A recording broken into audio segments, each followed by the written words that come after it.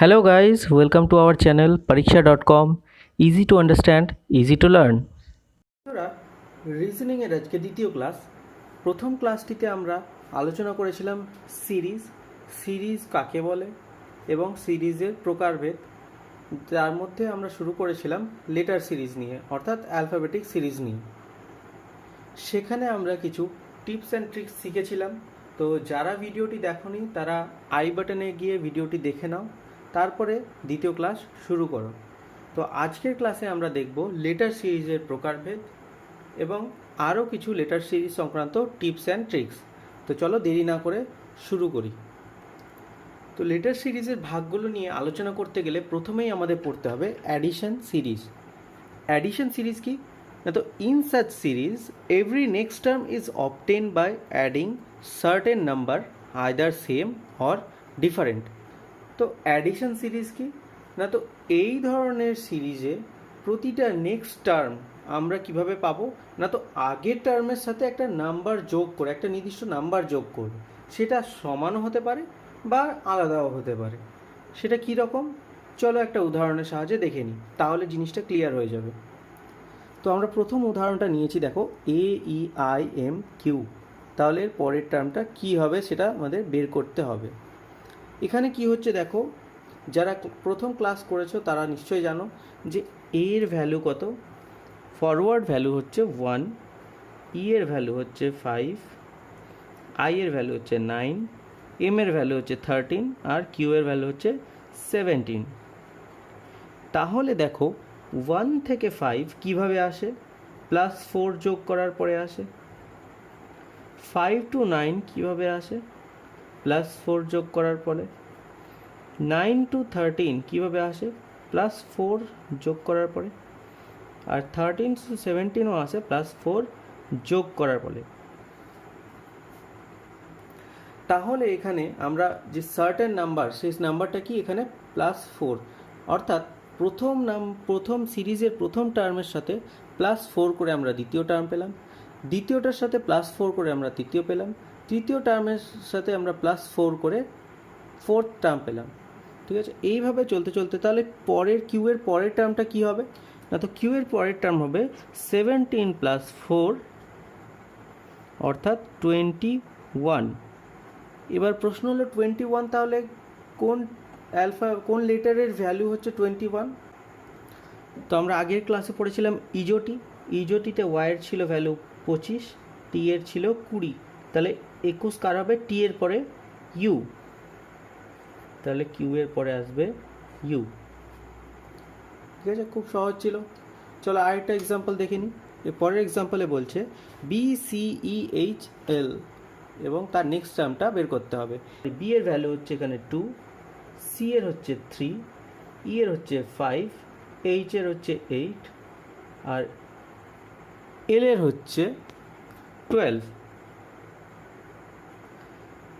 2 থেকে 3 কিভাবে আসে, +1 যোগ করার পরে। 3 থেকে 5 কিভাবে আসে, +2 যোগ করার পরে। 5 থেকে 8 কিভাবে আসে, +3 যোগ করার পরে। 8 থেকে 12 কিভাবে আসে, +4 যোগ করার পরে।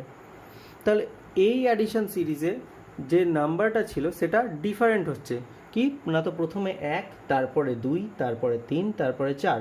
তাহলে অবভিয়াসলি তারপরেরটা কত হবে, +5 যোগ করার পরে। তাহলে 12 আর 5-এ কত হয়, 17।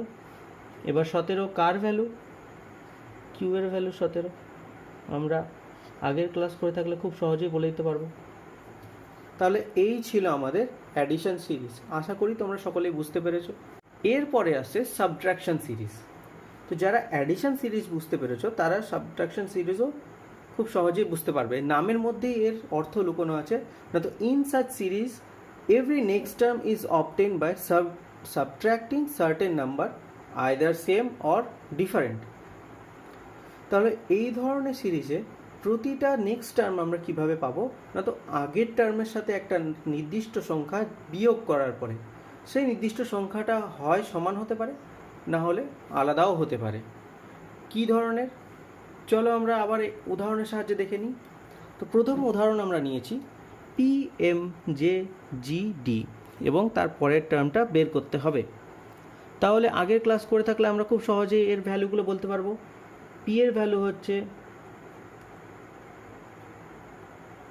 16, এম এর ভ্যালু হচ্ছে 13, জি এর ভ্যালু হচ্ছে 10, জি এর ভ্যালু হচ্ছে 7, ডি এর ভ্যালু হচ্ছে 4। তাহলে এখানে কিভাবে আসছে দেখো, 16 থেকে 13 কিভাবে আসে, 3 বিয়োগ করার পরে। 13 থেকে 10 কিভাবে আসে, 3 বিয়োগ করার পরে।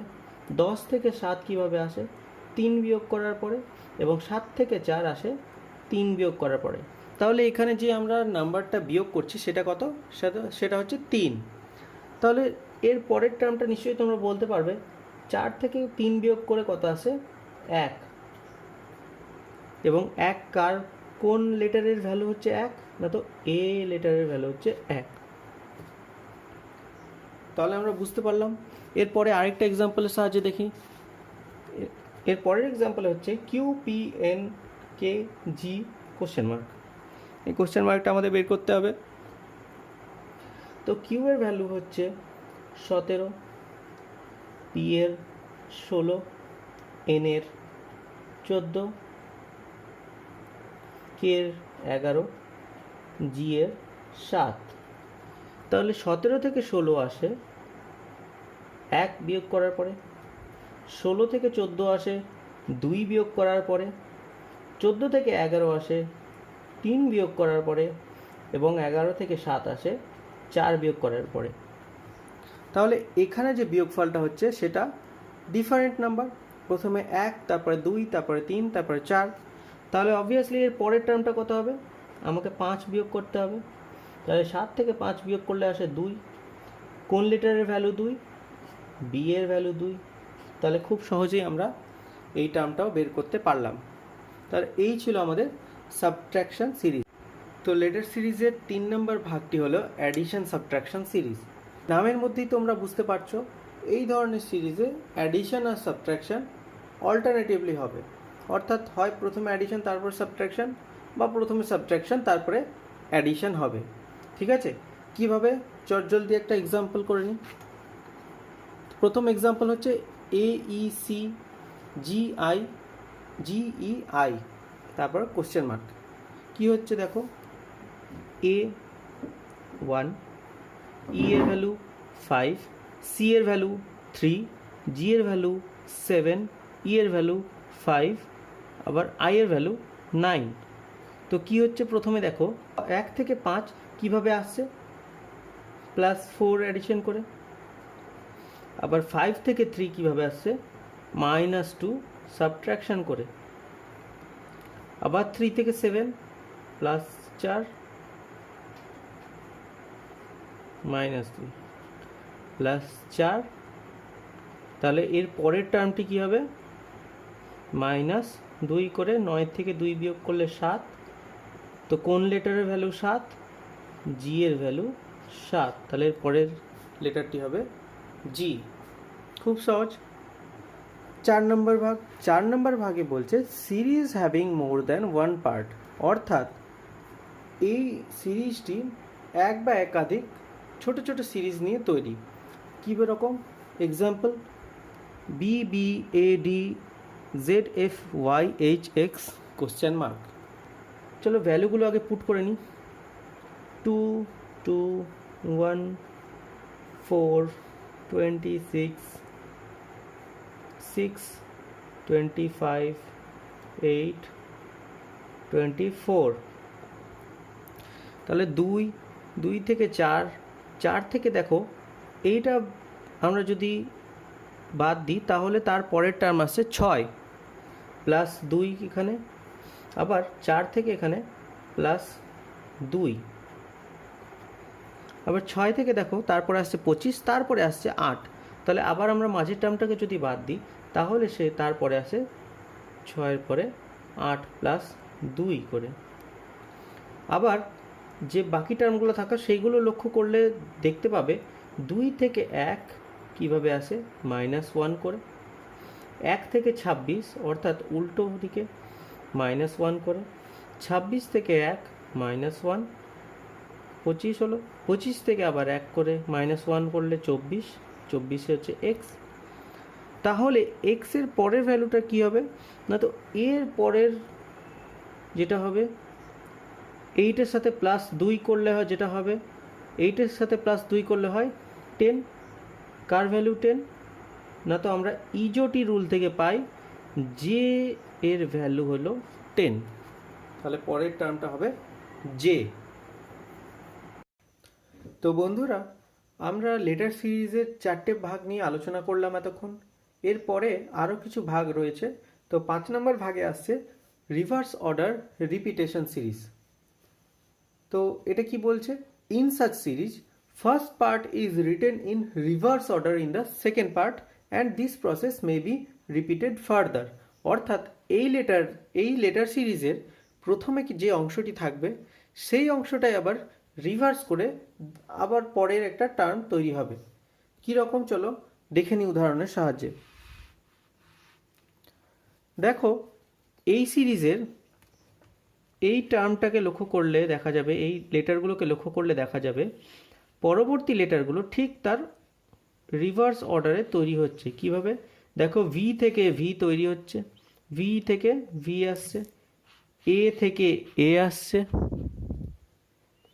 আর থেকে পরবর্তীতে আবার আর আসছে, ইউ থেকে ইউ আসছে, ও থেকে ও। তাহলে লাস্ট টার্মটা কি হবে না, তো এস ছিল, তাহলে এটাই লাস্ট টার্ম আবার হয়ে যাবে এস। খুব সহজ একটা সিরিজ, ঠিক আছে। তাহলে এই হচ্ছে রিভার্স অর্ডার রিপিটেশন সিরিজ। তো লেটার সিরিজের 6 নম্বর ভাগটি কি, 6 নম্বর ভাগে বলছে series having group of letters as its elements. তো এটা কি বলছে না, তো in such series each element consists of group of letters instead of a single letter. অর্থাৎ কি বলছে না, তো এই ধরনের সিরিজে একটা সিঙ্গেল লেটারের জায়গায় একটা গ্রুপ অফ লেটার থাকবে এবং তাদেরকে নিয়ে পরবর্তীকালে আবার গ্রুপ হিসাবেই পরবর্তী নেক্সট যে টার্ম হবে সেটা তৈরি হবে। কি রকম উদাহরণ লক্ষ্য করলে তোমরা দেখতে পারবে। আমি নিয়েছি L M D M K G N I J. তো দেখো এখানে কিভাবে হচ্ছে, এল সবগুলোর চলো আগে আমরা ভ্যালু পুট করি। তো এল এর ভ্যালু 12, এম এর ভ্যালু 13, ডি এর ভ্যালু 4, আবার এটার ক্ষেত্রে এম এর ভ্যালু হচ্ছে 13, কে এর ভ্যালু 11, জি এর ভ্যালু 7, এন এর ভ্যালু 14, আই এর ভ্যালু 9, জে এর ভ্যালু 10। এবার তোমরা লক্ষ্য করলেই বুঝতে পারবে, দেখো এখানে 12 থেকে আসছে 13 প্লাস 1, 13 থেকে দেখো আসছে 14 প্লাস 1। তো 14 থেকে তাহলে পরবর্তীকালে যে নেক্সট টার্মে যে ফার্স্ট লেটার সেটা কি হবে, +1 করলে হয়ে যায় 15। তো 15 কোন লেটারের ভ্যালু আমরা জানি, ইজোটি।